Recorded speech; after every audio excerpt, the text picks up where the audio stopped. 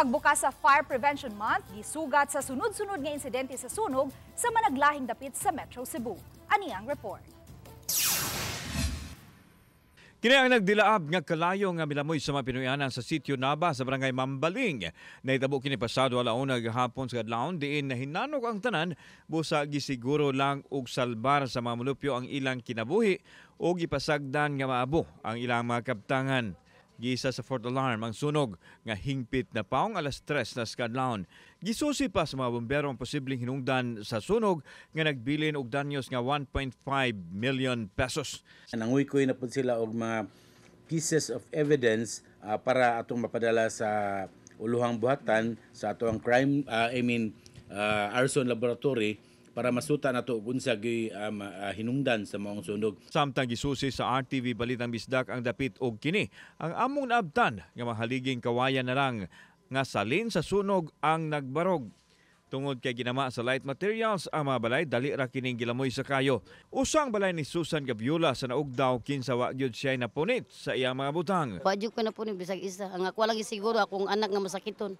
Sa gymnasium sa Alaska Mambaling temporaryong gipahiluna ang mga nasunugan nga maabot sa 195 ka pamilya o 875 individuals. Gipagamit sila og mga foldable tent aron adunay privacy ang matag pamilya. Gihatagan usab sila pagkaon sulod sa 3 ngadto sa 5 ka adlaw.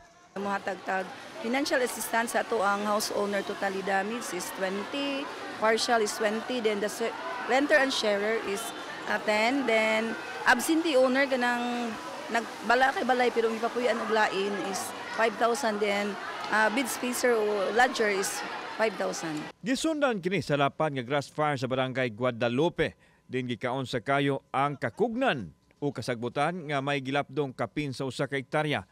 Gayong gikan sa basura nagsugod ang kalayo og posible usab nga nahalingan kini sa kainit sa panahon. Init kayo, malaki ato mga kabtangan samot na mga sagbot no mga basura.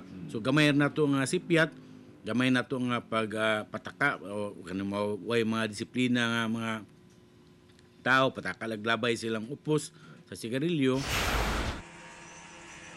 Sa Lapu-Lapu City, paspas nga gilamoy sa kayo ang pipila ka mga panimay. Sa sitio Yellowbell, Barangay Luok, dihang miulbo ang sunog 1:32 niadtong Sabado sa hapon. Giisa ang sunog sa second alarm ug hingpit nga napaong ang kayo pagka alas 2:28 sa hapon. Base sa ihap sa Lapu-Lapu City Rescue Humanitarian Assistance Response Team, 11 ka mga panimay ang hingpit nga naugdaw sa sunog, samtang 7 ang partially damaged. Temporaryo karong gipahiluna ang 22 ka mga apektadong pamilya sa Luok National High School Gym. Matag pamilya ang apektado, nahataga na og emergency relief assistance sama sa relief food boxes, hygiene kits, family kits, mga gamit sa kusina ug mga bag-ong sapot. Libre usab ang ilang pamahaw paniudto ug panihapon sulod sa 3 ka adlaw. Samtang gihikay na sa CSWD ug Lapu-Lapu City DRRMO ang cash assistance nga iapod-apod unya sa mga pamilyang apektado aron makabangon sila pagbalik. Sa Pikas Bahin, gibutyag ni FO3 Jopet Ubenya, investigator sa Lapu-Lapu City Fire District nga may kalabutan sa kuryente ang posibleng hinungdan sa sunog base sa ilang nakuhang kasayuran sa pipila ka mga residente sa dapit. Maingon niya nga pagpiti ko no niya i-confirm na unsa gyud siya. Pagawas niya kay ang tindahan na dali man makagawas sa ilang tindahan na putahan. Pagawas dito na ko nakita na ako na nagakayo. Wala hinoy gikatahong nakalas o naangol sa mong sunog nga nagbilin og 225,000 pesos nga danyos. Ako si Alan Domingo. Luan Mirondina, Balitang Bisdak.